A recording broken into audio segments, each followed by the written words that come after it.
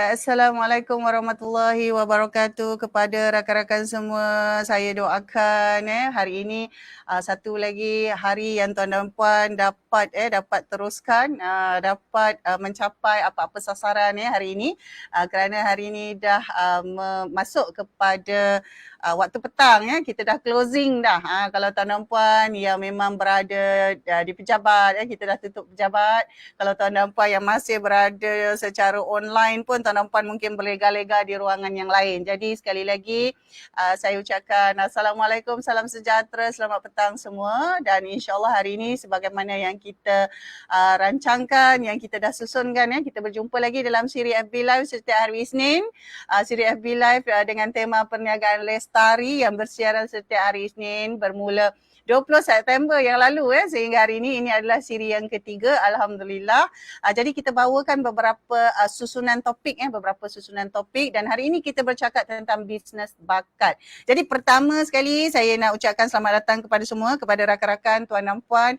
Saya harap yang dapat bersama-sama dengan kita sepanjang sesi ini boleh boleh teruskan berkongsi dengan kami, dan mungkin saya tak dapat meraihkan ke semua sekali, tetapi hari ini sebab saya nampak Cik Muhammad Afif bersama awal ni, saya ucapkan selamat datang, terima kasih kerana menyokong kami. Jadi insyaAllah hari ini kita ada seorang lagi rakan usahawan. Jadi sementara tu rakan-rakan semua saya minta tinggalkan sedikit komen supaya perjalanan sesi kita bersama dengan sahabat kita dari Longan Garage. Nanti kita tengok bisnes bakat yang macam mana sebenarnya yang akan kita lihat dan yang akan kita kongsikan pada hari ini.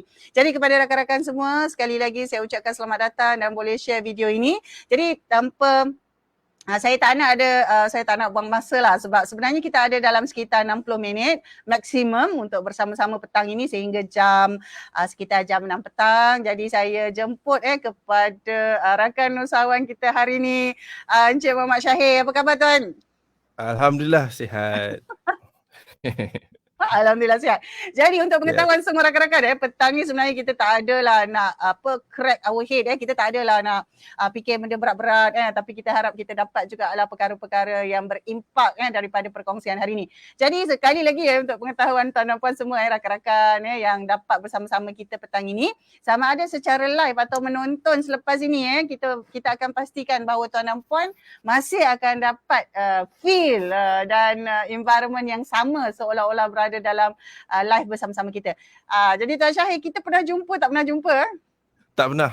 Kita jumpa di media sosial saja. Kepada rakan-rakan semua, saya sebenarnya bawakan beberapa rakan-rakan yang kebanyakannya di dalam senarai. Kita dah senaraikan ada 12 siri semuanya, dan 12 siri untuk FB Live perniagaan lestari ini kita dah susunkan, di mana tuan dan puan akan nampak rakan-rakan yang unik dan mungkin tuan dan puan tak pernah jumpa ataupun mungkin kenal gitu-gitu aja, ataupun sebelum ni entahlah tak tahu siapa dia. Okey, jadi sebelum kita mulakan mungkin kita nak dapat sikit input lah daripada Cik Syahir kan.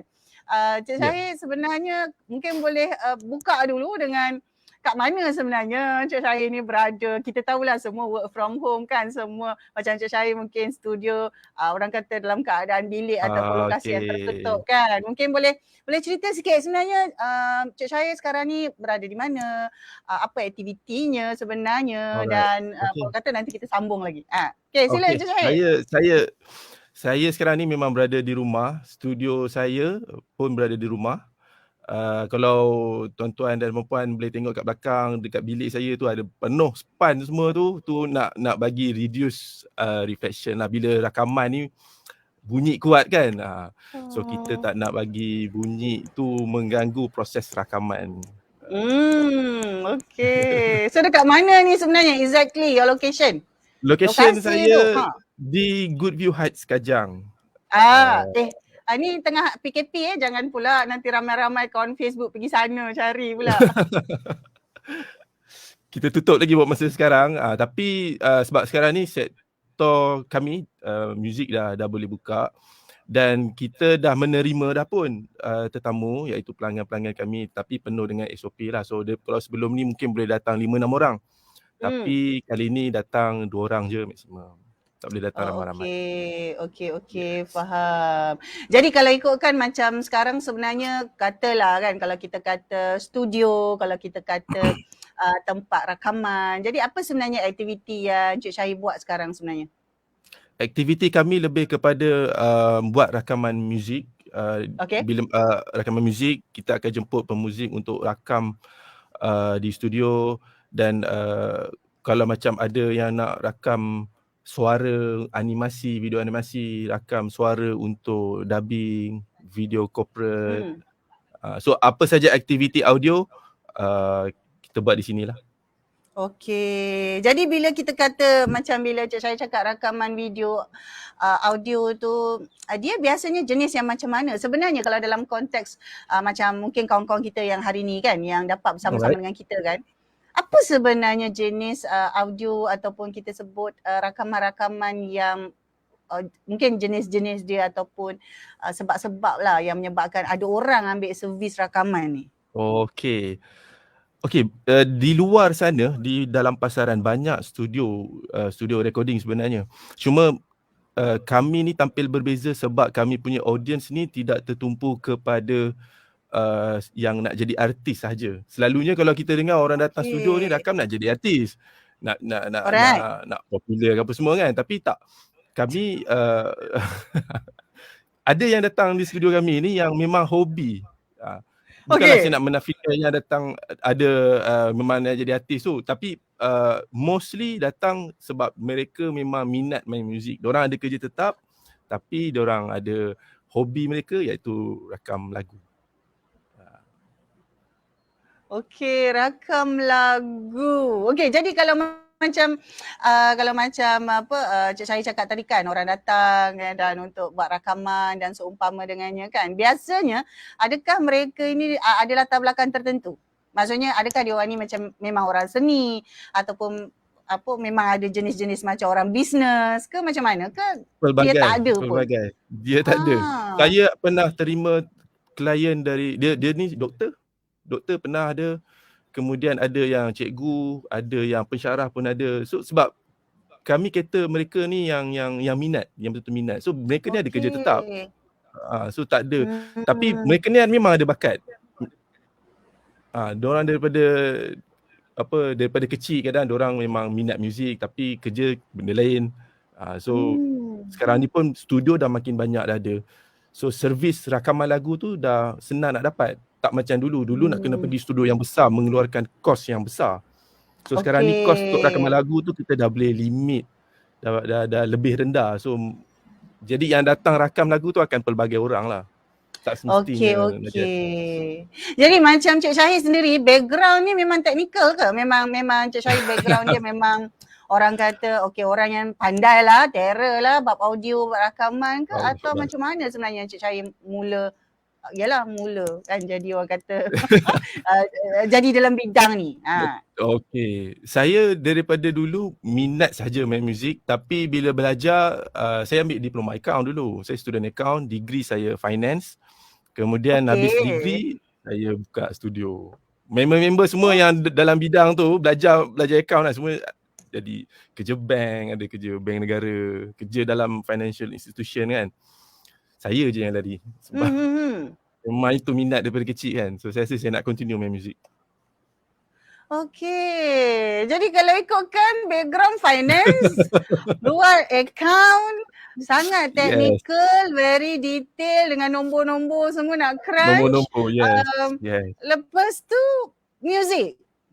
Yes.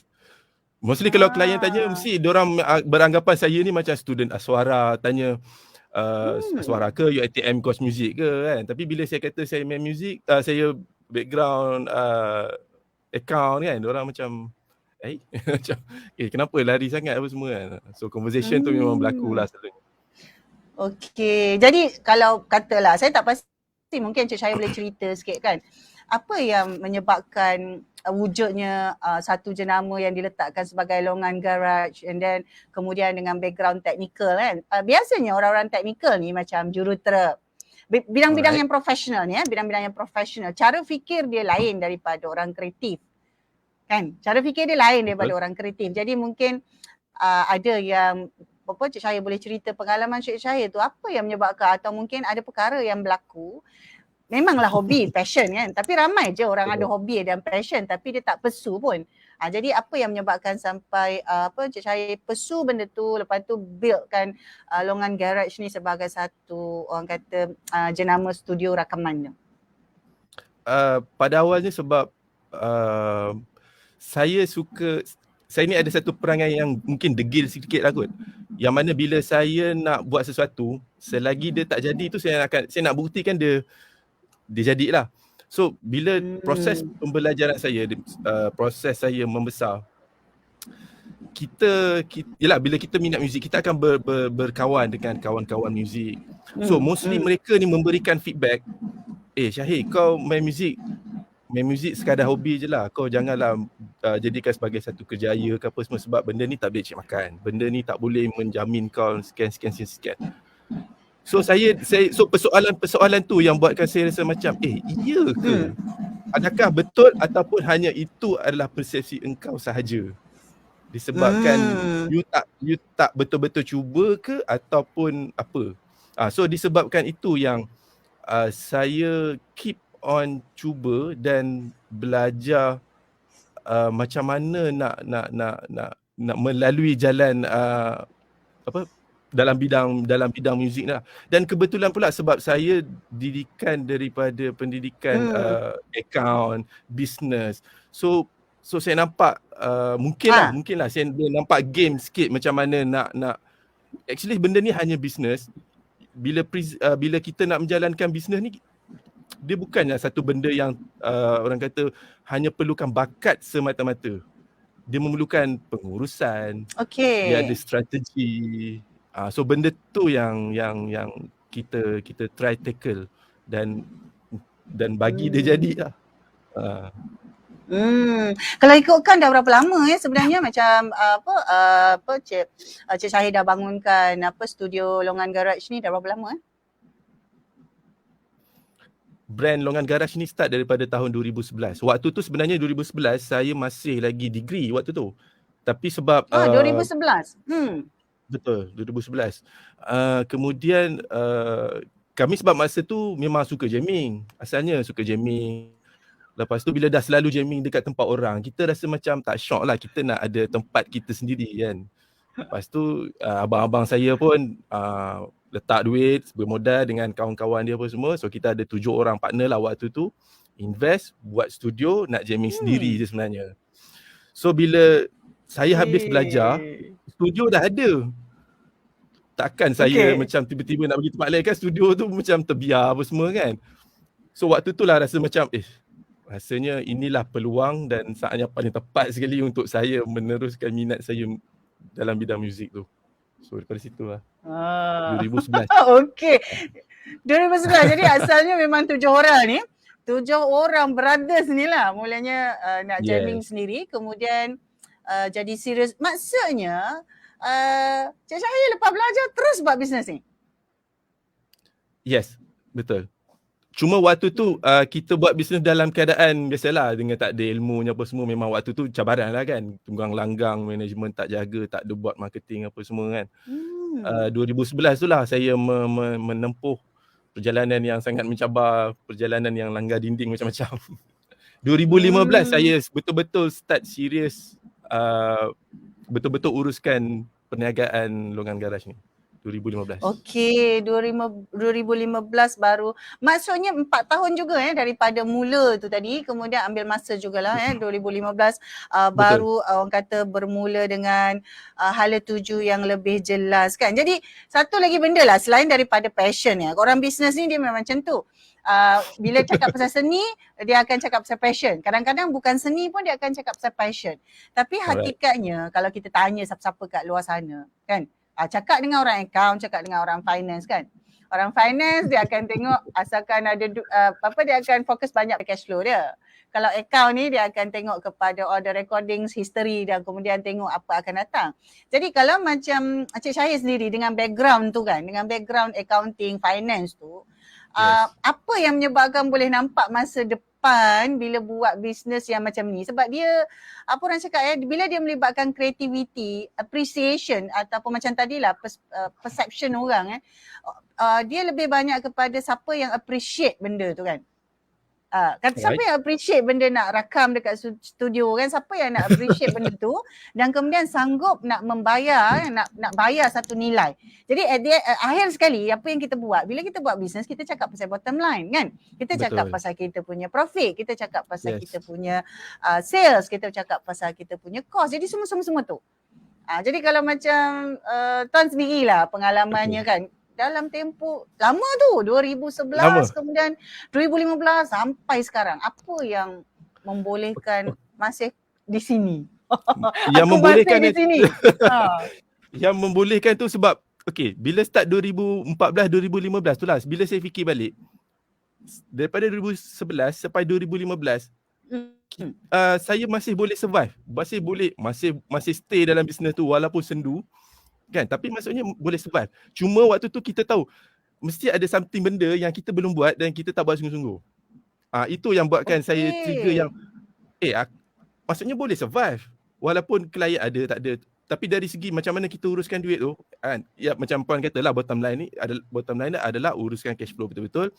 Hujung bulan kita lepas bayar overhead apa semua, and then kita boleh continue next month and seterusnya. So sepanjang 2011 2015 itu saya dapat lihat pengurusan akaun saya waktu tu walaupun agak kucah-kacir tapi dapat survive. So daripada situlah 2015 itulah saya belajar pergi kelas, baca artikel, tengok buku, baca buku apa semua. Kemudian strategize balik. Oh rupanya sebenarnya benda ni yang penting. Okey, benda ni yang penting. Banyak benda lah waktu tu macam mana sebenarnya? Sendu tu macam bayangkan, mana? Bayangkan puan, buat bisnes tapi tak buat marketing. Puan boleh bayangkan tak macam mana? Sepanjang saya buka studio 2011 sampai 2015 tak ada apa-apa marketing pun.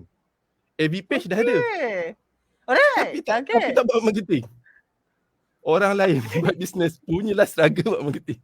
Kita tak buat, tapi alhamdulillah, maksudnya circle saya waktu tu yang datang mereka sebab kenal kita, kita ada studio. So dia mengharapkan orang kata marketing mulut ke mulut waktu tu. Word of mouth saja. Yes, waktu tu. Okay. Tak ada klien baru, semua yang return. Jadi walaupun sendu macam tu kita tengok, walaupun sendu boleh survive kalau buat betul-betul mesti lagi boleh. Yes.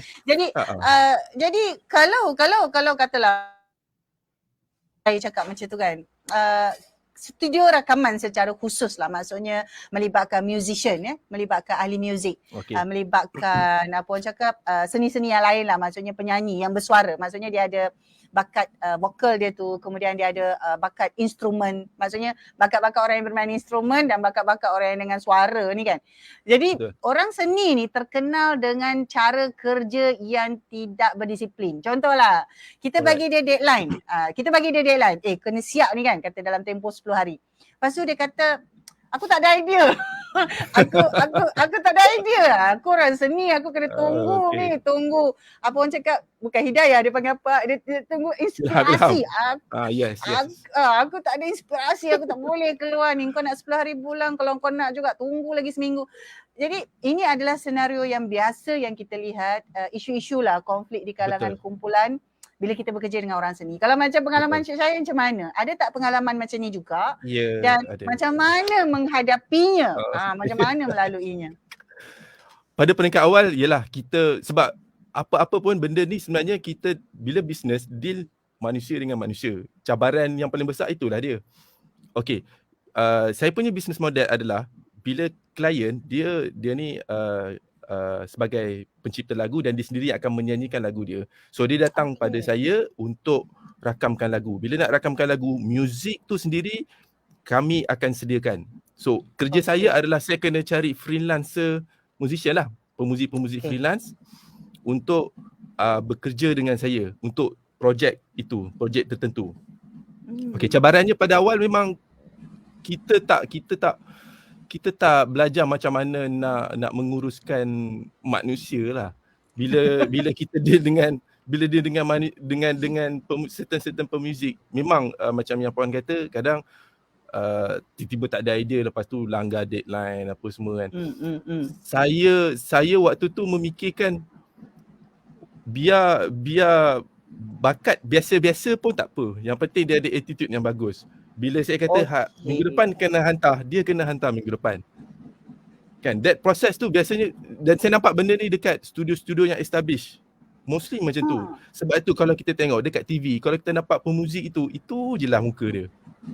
Kadang-kadang bukan sebab kroni apa, tapi sebab senang nak bekerja.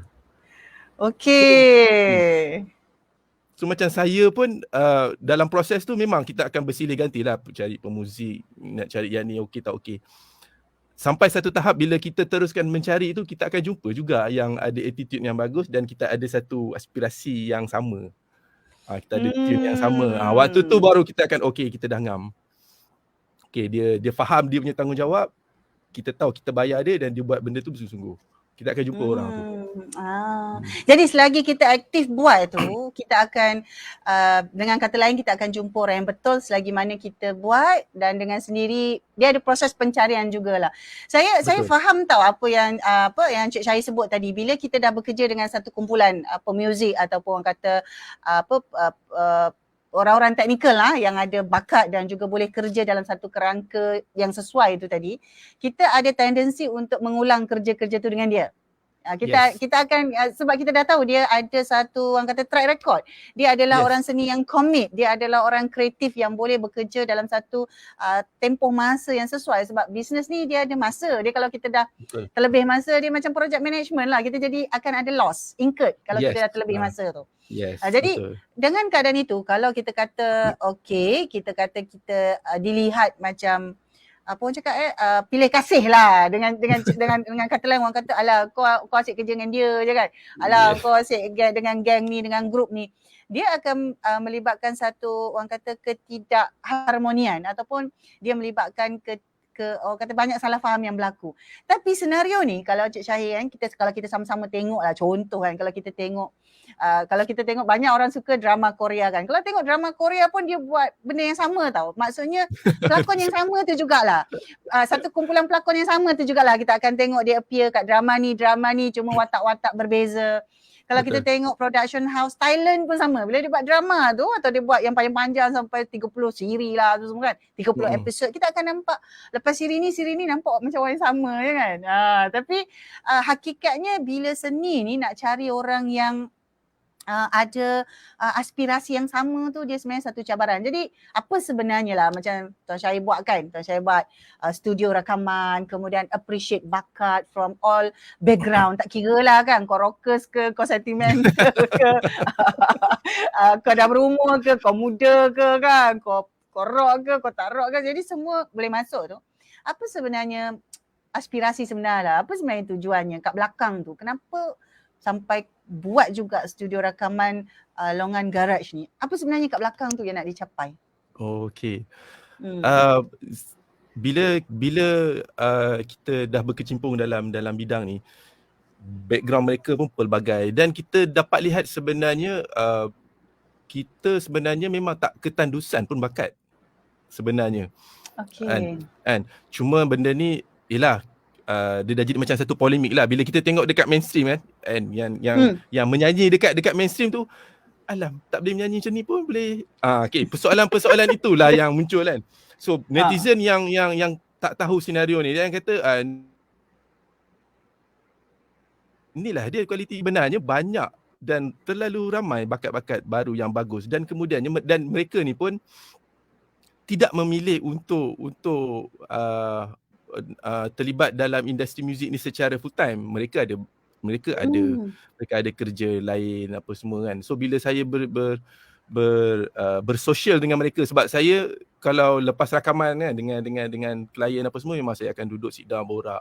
Bukan borak pasal lagu pun, kadang cerita pasal background dia, sembang pasal family apa semua kan. So saya dapat lihat sebenarnya seni ni sebenarnya memanusiakan kita tau. Dia jadikan manusia ni ada rasa timbang rasa, dia rasa hormat, dia cakap berlapik. So that's vibe tu yang buatkan saya rasa macam nak meneruskan studio ni. Jadi sebenarnya pandangan umum kepada muzik, kepada seni secara khusus bila kita buat bisnes ni, saya nampak Tuan ada satu aspirasi yang berbeza. Ada satu perspektif kat belakang tu yang Tuan nak bawa. Terutamanya kalau saya boleh sentuh, masa bulan Merdeka tempoh hari Tuan ada keluarkan satu video kan? Oh, Tuan okay, ada betul. keluarkan satu video yang dinyanyikan. Saya tak berapa ingat detail dia lah. Tapi Right. saya tahu bahawa ada message kat belakang tu yang Tuan nak bawa. Jadi bila Right. saya dengar, of course lah suara puan tu kata sangat sesuai, tetapi cara Tuan susun muzik tu yang menjadikan dia dengan tempo yang berbeza. Tuan ada sebut, mungkin Tuan boleh review sikit pasal lagu tu. Sebab bila saya dengar masa tu kan, saya rasa macam terima kasih lah kerana hasilkan satu video. Tak, dia membawa, saya tak tahu orang lain tapi saya ni jenis bila tengok video ataupun tengok atau dengar lagu, saya antara follower Fauziah Gambus sebenarnya. Sebab ada benda-benda yang Gambus. saya appreciate, ada benda-benda yang saya appreciate di belakang aktiviti beliau. Tapi macam Tuan bila keluarkan video tu sempena Hari Malaysia, sempena Merdeka tu, ada satu message yang saya nampak berbeza kat situ. Kalau Tuan boleh cerita sikit pasal video tu. Boleh. Okey. Dia dah jadi satu trend lah kepada pemuzik, penyanyi bila ada festival ataupun perayaan dia akan keluarkan lagu. Kalau waktu hari raya orang semua nak buat cover lagu raya. So masa kita orang nak buat tu, kita orang decide nak buat sesuatu yang lain sedikit lah. Dan pemilihan lagu waktu tu sebenarnya yang menyanyi tu wife saya. Dia yang decide untuk pilih lagu tu sebab dia dalam keadaan kita pandemik kan, kita masih belum menang. So that situation tu lagu tu sangat sesuai dengan momen waktu tu kan. Dan kalau bolehlah sebutlah nama lagu tu. Sebutlah nama lagu tu. Gemilang. Saya pun tak ingat. Lagu Gemilang. Lagu tu dinyanyikan oleh Ella dan lagu tu sebenarnya rock, sangat rock. Tapi kita orang buat tu jadikan dia sayu, ada perasaan mengharap kan. So lagu tu kita ubah dia jadi slow kan. Lepas tu ada flow buatkan dia lagi rasa macam okay, Malaysia kita masih ada harapan lagi untuk survive, masih ada harapan untuk bangkit. That perasaan tu yang kita bawa. Kalau tengok dengan yang lain mungkin lagu yang agak rancak apa semua kan. So kami buat benda yang berbeza sedikit lah. Saya bila saya lihat bila ada usahawan ataupun orang yang buka perniagaan ataupun mengurus perniagaan, kita sebenarnya boleh nampak seseorang itu ada aspirasi selain beyond business. Maksudnya ada aspirasi yang lebih jauh daripada yang biasa. Sebab kita kata muzik dapat menyatukan manusia contoh. Kita tahu dengan muzik orang bersatu kan contoh. Sebab dia tak ada race, dia tak ada bangsa. Kita kata kita nyanyi satu lagu, tak kisahlah bangsa apa, bahasa apa, kita akan kita akan bersama-sama. Dia ada beberapa perkara dia makanan, sukan, muzik. Betul. Yang ini tak kira lah akal, mutu, alim, Sami, Aminah Umar pun sekali kita akan dapat bersama. Kita akan dapat bersama, kita akan boleh klik. Jadi saya nampak itu antara yang Tuan Syahidah buatkan. Okey. Apa nama lagu YouTube tadi? Gemilang. Gemilang. Boleh cari dekat mana? Boleh cari dekat YouTube Longan Garage. So dekat situ kita memang ada upload kat situ. So siapa yang belum dengar boleh dengar. Jadi saya dapat lihat bila saya dengar video, sebahagian daripada rakaman dan video-video tu, kita boleh nampak kualiti yang bagaimana yang studio Longan Garage sediakan. Jadi boleh tak Encik saya cerita sikit lah kan, nak setup ni kan, kalau boleh ceritalah, kalau tak boleh tak apa. Nak boleh. Ni tak ada masalah. Sebab nak setup ni kita kata bisnes modal kecil lah, modal besar tak ada modal kan. Jadi mungkin kalau boleh daripada pengalaman Cik Syahid nak setup ni walaupun dekat rumah jangan main-main tu yang tampal kat dinding tu tak percuma that's not free Jadi mungkin Cik Syahid boleh cerita sikit Cik Syahid. Okay, untuk setup home studio sekarang ni sebenarnya dah mampu milik dah sebenarnya. Dah ramai dah boleh buat nak dibandingkan dengan dulu kita tak ada alatan yang kecil-kecil ni. Even sekarang ni pun saya pakai alatan yang sangat minimum sebenarnya. Sangat minimum, cuma kita cara menggunakan alatan itu yang penting. Kita tahu alatan tu optimum dia sampai tahap mana dan kita gunakan secara optimum. Itu yang penting. Dan sebab tu kalau puan pernah bacalah dekat saya punya Facebook, saya pernah promote rakaman sendiri dekat rumah. Dan ada je klien saya yang dah start buat home studio dekat rumah. Sebenarnya tak susah pun nak set up. Cuma memerlukan sedikit effort dan latihan je sebenarnya. Tu dia, je. Kalau dari segi kos macam mana? Dari segi kos, okey. Untuk alatan yang paling basic dalam 2,000 dah boleh dapat.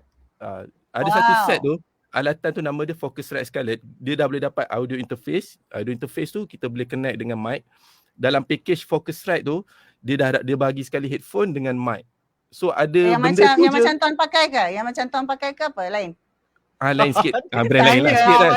Ini bos besar pakai tak boleh lah 2,000. Kayak up sikit lah kan. Tapi maksudnya tapi alatan tu sebenarnya sebelum tu saya pakai yang itu juga.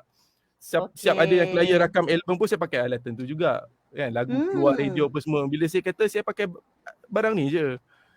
Boleh. Jadi katalah kalau macam tuan cakap tadi kan, kalau yang memang ada minat, yang memang ada nak bagi effort kalau betul dia nak bagi effort untuk buat semua ni, so dia ada jalannya kan, dia ada jalan dia tu. Kalau macam pengalaman tuan kat waktu pandemik ni, macam mana buat rakaman orang tu dekat rumah? Contohlah saya kan, saya nak buat rakaman lah, contohlah kan, saya kata saya ada konten ni lah saya nak buat, so saya nak buat video elok jadi saya boleh jual, saya nak buat kena ada quality lah video tu contoh, so saya dekat rumah, tuan dekat tuan punya studio, jadi macam mana benda tu berlaku? Okay, masa pandemik tu memang klien tak boleh nak datang studio lah kan. So memang saya waktu tu macam mati kutu juga. Fikir macam mana nak buat ni. Lepas tu saya terdapat satu idea lah, why not kalau klien tu sendiri dia rakam kat rumah. So saya hanya sediakan muzik -1, saya hantar dekat dia rakam suara dekat rumah, kemudian dia hantar balik file, saya combinekan, edit mix dan lagu tu siap. Tapi kalau saya dekat rumah tak ada macam contohlah saya dekat rumah ni kan, tak ada fasiliti yang canggih macam studio, macam mana nanti macam mana? Okey, kita guide. Saya waktu PKP tu memang kita orang keluarkan satu package rakaman dia, nama dia Easy Recording. So dalam package tu kita bagi mic free, yang mana mic tu just connect je dekat handphone. Kemudian kita sediakan sekali ebook cara macam mana nak operate mic tu, cara macam mana nak rakam, cara macam mana nak hantar file apa semua, kita sediakan dalam ebook. So memang so as a client dia tak adalah rasa macam alah nak kena ada PC ke apa, tak ada. Sekarang ni semua dah ada handphone. Pakai handphone je. So mic je, hanya mic saja. So kita bagi mic sekali. So dia dah boleh rakam so itu masuk dalam package lah. Saya kena bayar lah kan kalau saya. Betul lah. Tapi saya kena belilah. Ada package lah, saya kena belilah tu. Betul. Mic tu kita bagi sekali dalam package. Dalam package tu sekali. Dengan satu harga tu kita dah dapat mic sekali lah. Okay. Jadi next round kalau saya nak buat recording, saya guna je lah balik apa-apa tu yang ada tu. Guna je lah balik. Yes. So maksud lepas tu nanti puan ada pilihan lah nak rakam dekat rumah ataupun nak tunggu dah studio buka balik datang dekat studio. Sebab bila saya saya launch package tu, saya buka 10, alhamdulillah lah kita buka 10 slot kira ada orang ambil lah kan. So dapatlah daripada situ kita dapatlah feedback. Ada juga klien yang dia memang nak datang studio, dia tak feel lah rakam dekat rumah kan. So dia nak tunggu juga bila dah pandemik dah selesai dia datang kat studio. Ada juga klien yang memang dia dah selesa rakam dekat rumah. Saya ada seorang klien yang memang dia bila dia ambil package tu and then the rest sampai daripada tahun lepas bulan 6 dia dah tak payah datang studio, dia rakam dekat rumah. So dia continue je rakam lagu dengan saya dengan package Easy Recording tu. Okay. Jadi kalau macam itu, macam mana Tuan Syahir boleh dapat idea untuk buat ni? Atau memang model pengurusan studio rakaman yang macam Tuan Syahir buat ni normal? Saya ada juga trigger. Dia tanya kawan-kawan lain lah, nak tak aku buat macam ni? Mostly tak setuju lah. So tak setuju dengan benda ni sebab dia tahu benda ni tak ada kualiti akan terjejas. Kemudian nanti akan lecehkan dekat customer sebab customer tak tahulah ni apa semua kan. So saya rasa benda ni peluang untuk saya lah. Dan Oh, sehebat lah. okey. Sehebat je. Kita tak Baik, tahu benda baik. ni boleh betul-betul menjadi atau tak selagi you tak buat. Buat dulu, Okey. dapatkan data, kita review, kita dapatkan feedback daripada klien. Okey tak package ni? Apa yang best? Apa yang Hmm. kurang? Apa yang boleh improve? And then apa yang kurang? Macam sebelum ni package easy recording tu kita bagi harga mic yang murah. Mostly kata mic tak best. Okey, boleh kita upgrade mic yang okey sikit. Tapi harga Bayarlah mahal sekian. sikit. Bayar mahal sikit kan? Diorang okey? Okey, kita proceed. Itu je. Okey. Okey, so maksudnya kalau nak tahu contoh mic macam mana ke apa, untuk perkara-perkara tu mungkin boleh terus hubungi Longan Garage secara direct. Tapi kalau sementara tu kan, katalah kalau nak dapatkan perkhidmatan, dekat mana nak cari selain daripada Facebook page Longan Garage tu? Selain daripada Facebook, boleh je ke Instagram ataupun Google sahaja Longan Garage. Nanti longangarage.com. So daripada situ nanti tuan boleh dapat info berkenaan dengan package-package yang kami sediakan lah. Okey, so yang itu. Jadi berbalik kepada, kita berbalik kepada bisnes bakat tu tadi kan. Daripada apa yang tuan dah buat, apa semua-semua ni kan. Jadi macam mana tuan susunkan, apa orang cakap, yelah modelnya tu. Kan bila orang cakap business model kau macam mana? Ini bila bercakap dengan musician ni kadang-kadang kena pakai bahasa dia kan. Saya pun tak tahulah, tapi saya kadang-kadang saya dengar-dengar yalah kan, kita kata pasal business model lah, pasal revenue stream lah kan, benda-benda tu. Jadi kalau macam tuan sendiri, adakah model yang tuan pakai sekarang ni boleh tuan kongsikan sikit? Yang mana yang boleh kongsi lah, yang mana rahsia okey lah, tak payah cakap. So mana-mana yang boleh kongsi, apa sebenarnya model asas yang digunakan? Model asas saya pun tak pandai lah sangat nak bercerita pasal benda model ni, sebab saya pun dari segi macam mana menyusun business model ni pun masih baru dan masih tak berapa ni lagi kan. Tapi start daripada tahun 2000, sebenarnya daripada 2017, 2016 tu lah saya kenal perkataan business model tu adalah daripada Puan Ainur sendiri kan, daripada Puan sendiri, Puan Ramina share tentang business model. So daripada situ lah saya buat research sendiri, tengok konten apa, tengok apa artikel-artikel berkenaan business model ni. So daripada situ baru saya dah dapat nampak sebenarnya business model boleh menjana pendapatan yang sustain, yang bukan sustain, maksudnya yang agak strong lah, maksudnya winning service. Business model saya ni. Sebelum ni semua benda saya nak serve dekat orang. Saya nak serve saya nak buat iklan studio Longan Garage memberikan perkhidmatan sekian penuh je kan.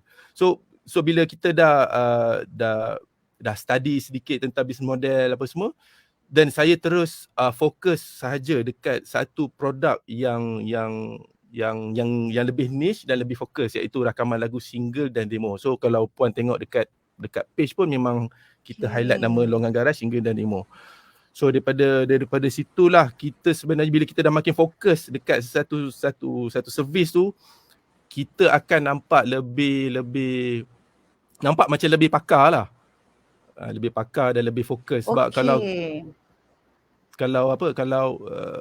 buat banyak-banyak sangat, nampak audience pun tengok pun macam dia ni semua benda nak buat, takut kan macam dia buat cincai ke macam mana kan. So benda-benda tu yang saya belajar lah. Okay, kalau macam package sekarang macam kita ada rakan kita yang tanya kan, macam package yang sedia ada macam easy recording tu masih ada lagi lah, masih dibuka lagi? Macam mana? Masih ditawarkan package yang macam easy recording tu kan, masih ditawarkan. Kepada rakan-rakan yang bersama-sama dengan kita yang ada yang bertanya tadi, boleh sebenarnya terus dapatkan maklumat lanjut dekat Longan Garage, boleh Google. Saya yakin dekat sana ada maklumat ni Ada, memang ada. Dari detail, memang detail kita bagi. Saya sebenarnya ada satu lagi kalau macam Tuan Syahir boleh kongsikan sikit. Satu lagi, sebenarnya orang tak nampak, katalah umum tidak melihat rakaman lagu single ataupun orang cakap rakaman demo ni satu keperluan sehingga dia tahu apa manfaatnya. Apa manfaatnya. Saya teringat satu ketika dulu seorang usahawan kosmetik, saya saya lupalah nama dia, dia sangat popular. Dia keluarkan satu jingle lagu Nampak Cantik. Siapa nama? Saya tak ingat. Apa? Tapi ada seorang usahawan kosmetik dia keluarkan jingle Alright. tu. Jadi saya follow dia punya dia punya ideation tu lah, sebab dia ambil alih daripada arwah maknya perniagaan tu kan. Jadi dia ada sebut, dia kata jingle Nampak Lawa tu dia keluarkan supaya dia kata jingle ni membolehkan pelanggan, membolehkan prospek cepat ingat kepada produk dan brand dia. Betul. Nampak lawa. Saya tak ingat lah, tapi dia adalah seorang yang popular. Saya tak ingat nama dia. Ya Allah, saya buat masa ni boleh lah pula tak ingat kan. Seorang usahawan kosmetik yang popular dan juga dia bila dia buat penerangan tu baru saya nampak. Saya kata yelah, kita pun sama-sama belajar kan. Bila dia cerita tentang kenapa dia pilih jingle.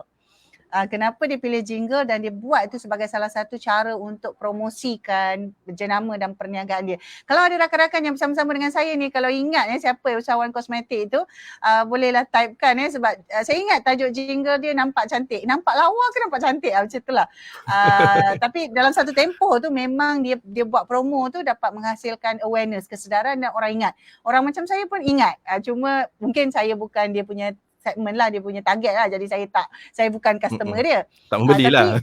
Tak membeli lah, tapi the fact that jingle give an impact fakta yang menunjukkan bahawa jingle tu memberi impact kepada dia punya kerja-kerja pemasaran tu tadi, itu adalah satu perkara yang saya recognize. Maksudnya saya kata betul lah.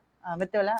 Jadi kalau macam tuan sendiri kan, apa sebenarnya yang menyebabkan ada bukanlah penghalang, maksudnya lambat orang nak terima bahawa macam jingle ke demo ke adalah satu perkara penting sebagai support kepada bisnes mereka. Bisnes. Mereka tak perasan kot. Contoh kalau kita tengok, kita daripada kecil-kecil kita hafal CV sebab ada CV lagu. Okay. Kita ingat nama-nama Rasul daripada Raihan, syukur lagu Raihan kan. Kita ingat daripada Nabi Adam sampai Nabi Muhammad. Sebenarnya muzik dia secara orang panggil apa? Secara tidak sedar kita boleh ingat, walaupun kadang dia sekali lalu, 2-3 kali lalu kita dah start ingat keyword dalam sesebuah lagu tu. Company-company yang dah establish, even KFC ke Gardenia sebenarnya dah pakai lama dah jingle, menggunakan muzik tu untuk attract kan. Cuma mungkin bisnes baru ni mungkin belum didedahkan, mungkin tak jumpa yang menawarkan servis itu. Sebab kalau company-company besar, mereka ada agensi, mereka tak deal dengan studio, mereka deal dengan agensi, kemudian agensi yang akan deal dengan studio. So macam sekarang yang buat jingle sekarang ni pun studio even macam kami pun provide service itu. Business owner pun dah boleh buat pencarian di Google tentang servis jingle. Betul. Jadi maksudnya kalau macam sekarang sebenarnya tak perlu buat promo sangatlah. Ramai yang ramai orang dah tahu kan. Ramai maksud apa macam ramai dah tahu tu macam mana? Ramai yang dah tahu kebaikan ataupun kepentingan untuk ada orang kata penggunaan muzik dalam dalam alat-alat pemasaran. Dalam betul. Alat pemasaran. Cuma mungkin diorang belum betul-betul percaya, bukan kata percaya, maksudnya sebab tak ramai juga yang menggunakan khidmat jingle ni. Bila company-company besar macam Kupu Putih contoh kan, bila dia start dia buat lagu, so founder follower yang kecil-kecil ni dia buat lagu jom kita nak buat. So dia macam ada satu hype. Macam sekarang ni jingle dah start demand dah start naik kan, sebab founder lain kosmetik dah start buat kan. So yang studio-studio kecil ni kan, macam yang provide CV jingle ni boleh ambil kesempatan lah untuk menjana pendapatan melalui servis jingle. Kalau macam tuan tak kisahlah nak share, biasanya package macam ni dia bermula berapa? Dia bermula daripada berapa dan boleh mencecah ke berapa? Dalam 4,000 punya range, 4,000 ke 10,000 pun ada. Ada yang sampai 20,000 pun ada. Dia depend pada package lah. Kalau macam kami ni, servis jingle kami dalam harga 4,000. So kita berikan lagu tu full set. Selalunya kalau kita dengar lagu jingle yang dekat radio, dia bagi 30 saat saja. Tapi kami bagi lagu tu lagu yang penuh, tapi percuma yang 30 saat. So kita dapat percuma 30 saat tu. Kalau mereka nak hantar lagu ke radio, so dia boleh gunakan lah yang version 30 second. Kadang sekarang ni bila buat pengiklanan tak semestinya hantar ke radio, dekat Facebook, dekat YouTube, dia dah tak limit masa. So kita boleh gunakan muzik yang panjang tu untuk dijadikan muzik latar dekat iklan yang berbentuk video tu lah. Okey. Ada yang provide sampai 15,000 tu mungkin sekali dengan video klip lah apa semua kan. So dia jadi mahal lah. So founder business ni dia ada pilihan lah, sama ada kita nak cut cost sikit ke, ataupun memang kita nak yang ada budget yang banyak, kita pergilah ambil servis yang harga range yang sekian. Kalau rasa macam budget agak ketat sedikit, boleh ambil package yang macam ni. Okey, kalau katalah kita berbalik tentang orang kata model bisnes ni dia bergantung kepada apa yang kita pilih. Ada setengah tu mungkin dia pilih orang kata jenis yang lain, studio rakaman mungkin bentuk berbeza. Ada setengah tu dia memang sampai ke tahap dia memberi dia mengajar. Maksudnya ada kelas-kelas muzik yang dia kendalikan. Jadi bila sebut tentang bisnes bakat, terutama bila muzik ni dia macam banyak lah, dia ada dia punya spektrum. Dia ada dia punya warna-warni dia tu. Jadi mungkin hari ini yang kita bawakan Tuan Syahir ni, kita fokus kepada orang kata studio rakaman, dan kita faham dah sekarang apa yang Tuan buat adalah niche dan fokus dia kepada rakaman single dan demo. Jadi termasuklah dalam tu, kalau ada jingle pun dikira dalam kategori yang sama. Jadi katalah Tuan ada rakan-rakan kita kat luar sana yang mungkin ada mungkin kita ada dua senario lah. Satu, mungkin di luar sana rakan-rakan yang memang buat bisnes berdasarkan bakat. Jadi tak semestinya muzik, mungkin bakat lain. Mungkin ada bakat tu, macam-macam bakat seni. Seni ni dia, ya Allah, seni ni lagilah spektrum dia sangat luas kan. Dia dari segi ada yang seni tangan, ada yang saya nak sebut pun banyak lah macam-macam. Tapi hari ni jadi hari ni kalau kita fokus kepada studio muzik lah, contoh muzik. Kalau yang tak ada studio pun ada cara dia. Kalau yang orang cakap berbentuk mobile, macam ada seorang anak muda yang main biola, violin. Itu pun saya tak ingat nama dia, tapi saya sukalah tengok dia, anak muda yang bermain violin. So dia ada dia punya model sendirilah, dia ada dia punya cara dia sendiri, walaupun dia tak ada studio secara spesifik.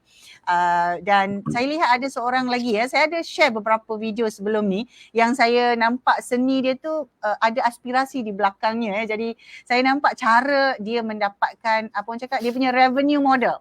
Sebab dalam satu bisnes tu dia ada, kita panggil supaya revenue stream, dia ada revenue model. Betul. Jadi kalau boleh lah Tuan Syahir mungkin nak kongsikan kepada rakan-rakan di luar sana yang dalam bisnes bakat, tak kira kepelbagaian bakat yang macam mana kan. Mungkin ada 2-3 perkara lah daripada pengalaman Tuan daripada 2011. Daripada 2011 sampai sekarang. Mungkin ada 2-3 poin kan. Kalau banyak-banyak tak sempat habis pula kan. Mungkin ada 2-3 poin yang boleh dikongsikan. Apa sebenarnya perkara penting ataupun apa yang Tuan dah alami sepanjang lebih dekat, orang kata dekat 10 tahun dalam buat benda ni, untuk diambil sebagai panduan untuk urus bisnes bakat ni. Kita kena terima hakikat bila once melibatkan menjana pendapatan dengan bakat, kita kena ubah mindset kita. Kita bukan musician, kita adalah kita kena ada mindset business. So daripada mindset bisnes itulah kita akan berfikir dengan cara orang bisnes. So macam mana cara orang bisnes berfikir? Itulah dia kena sistematik, dia ada strategi, dia ada management. So benda-benda itu yang daripada tahun 2015 itulah yang saya dan tim start buat bisnes ni secara proper. Dulu main langgar je, dapat duit hari ni dah boleh belanja lah ni kan. Ni saya dapat 500 dah boleh pergi makan KFC lah ni. Tapi tak, 500 masukkan duit dalam bank. Hujung bulan Okey. baru ambil sebagai gaji. So that proses itu, disiplin itu yang nak kena betul-betul firm dan kita nak kena betul-betul tahu.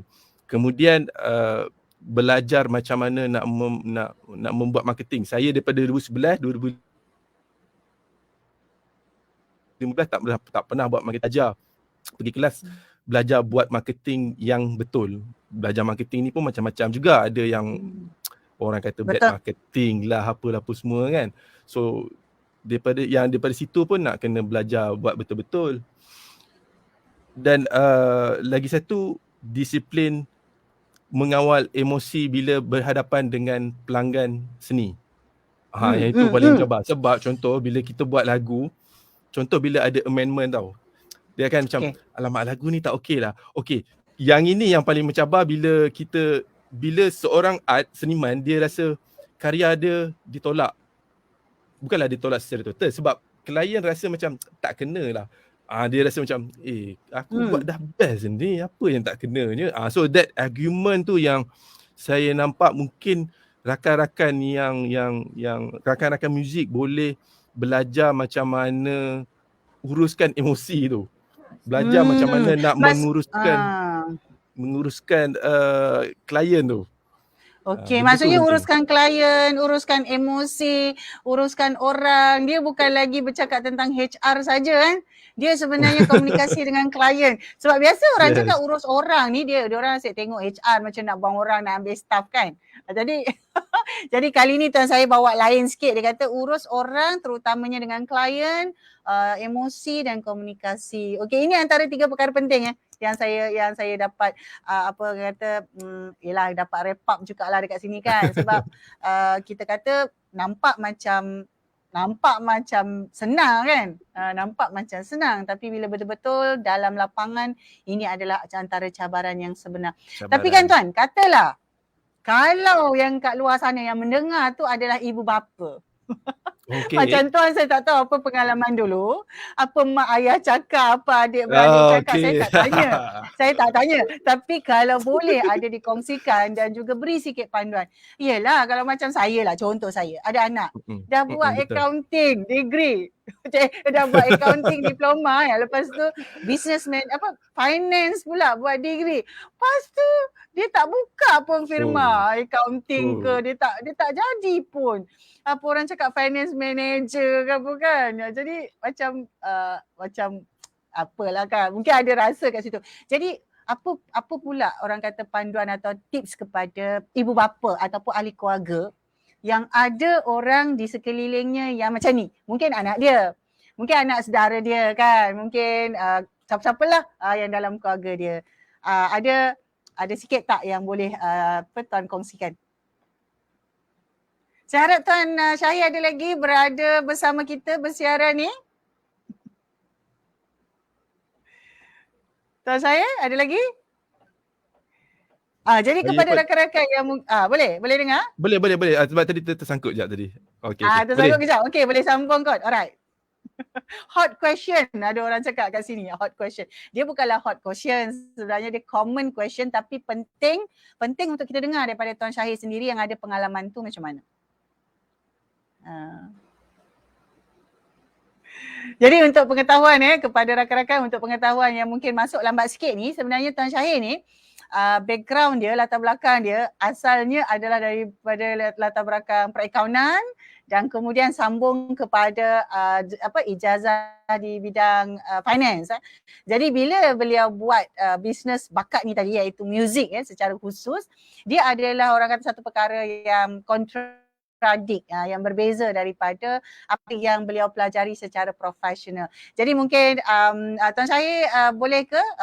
Tuan Syahir terputus kita tak dapat nak dengar jawapan daripada Tuan Syahir, tapi saya harap Tuan Syahir boleh masuk semula kerana kita ada lagi dalam sekitar 5 minit. Kita ada lagi dalam sekitar 5 minit untuk teruskan untuk dapat feedback daripada Tuan. Okey Tuan? Boleh sambung? Boleh. Saya rasa muzik mungkin dah berbeza kot. Masa zaman saya memang parent pada peringkat awalnya memang tak mengizinkan lah kan. Tapi saya percaya yang satu benda, bila kita buat satu benda tu, buat bersungguh-sungguh dan buktikan yang kita buat ni betul, caranya betul, insya-Allah okey.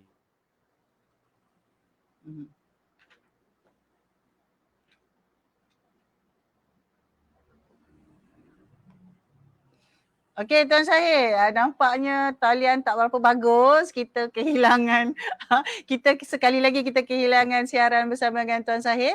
Tetapi antara perkara penting tadi Tuan Syahir dah sebut kerana zaman sekarang penerimaan kepada muzik dah berbeza.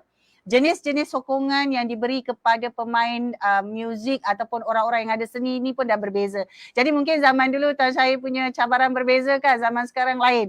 Jadi kita dapat Tuan Syahir kembali. Boleh sambung Tuan.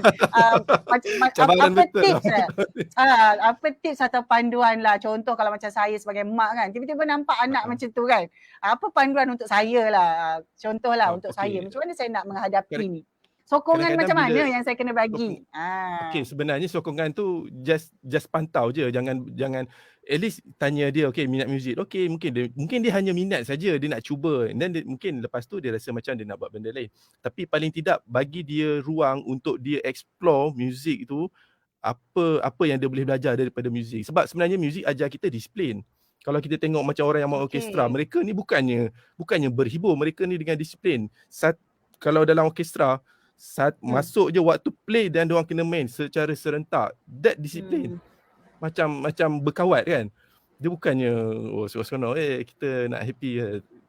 Tak semestinya. So music is good. Cuma perlukan pemantauan dan perlukan ada guide lah. Guide tu sangat penting lah daripada parent. Okey. Jadi kalau macam pemantauan tu macam mana? Apa yang saya nak buat? Sebagai parent dia mesti ada connection dengan anak kan. Banyakkan berkomunikasi lah sebenarnya. Kita kena ambil tahu muzik apa yang dia suka. Kita nak tengok, ajak borak dengan mereka, apa yang buatkan dia minat. Conversation tu yang penting sebenarnya. Okey. Jadi maksudnya pemantauan tu sebenarnya bukanlah setakat nak tengok berapa kali, berapa banyak dia main ni kan. Berapa jam dia belajar, berapa jam dia main muzik kan. Maksudnya lebih kepada communication, explore. Jadi kena dua-dua lah. Kita sebagai orang dewasa dan anak tu lah sama-sama. Yes. Macam kalau anak kita minat main bola, same conversation. Kita bila anak kita main bola, kita tak kata tak payahlah main bola, nanti dah besar jadi pemain bola nanti. Kita tak ada conversation macam tu pun. Tapi kita boleh biarkan anak main bola, tak apalah, petang-petang dia main bola. Why music? Tak boleh main music. So that conversation tu yang kita nak sebenarnya. Budak-budak pun kadang bukanlah kita aku main muzik sebab nak jadi artis sangat pun, tapi sebab kadang desakan tu yang okey aku buktikan, langsung dia jadi artis kan. Baik. Conversation is sangat penting lah. Jadi saya harap kepada kita sama-sama doakanlah kepada rakan-rakan semua yang dapat bersama-sama dengan kita atau yang menonton secara rebroadcast lepas ni, kita sama-sama doakan supaya industri ni dapat betul-betul membawa aspirasi yang di jalan yang benar kepada kita semua. Kan kita kata sebab dia ada macam-macam jenis dan dia ada macam-macam bentuk yang boleh dijadikan boleh dijadikan ruang untuk menjana pendapatan. Kita boleh buat duit sebenarnya, dan pada masa yang sama kita boleh memberi. Macam Tuan Syahir sebut tadi lah, sebenarnya muzik ni about disiplin. Muzik ni sebenarnya tentang disiplin. Muzik ni sebenarnya tentang manusia. Muzik ini sebenarnya tentang making human again. Menjadikan kita sebagai seorang manusia yang berperi kemanusiaan. Saya nak letak ayat tu sebenarnya. Jadi saya harap, saya doakan secara kita harap kita doakan supaya usaha Tuan Syahrir dan juga Tuan Syahir dan juga rakan-rakan dalam industri, saya yakin Cik Syahir mesti ada geng-geng ni kan. Jadi kalau boleh dimeriahkan lagi industri ni supaya dia betul-betul pada masa yang sama win-win lah. Kan win-win. Syarikat dapat buat perniagaan dan customer dapat apa yang dihajatkan tu tadi, yang diimpikan. Jadi Tuan Syahir, sebelum kita tamatkan ni, ada apa-apa tak yang Tuan nak sampaikan?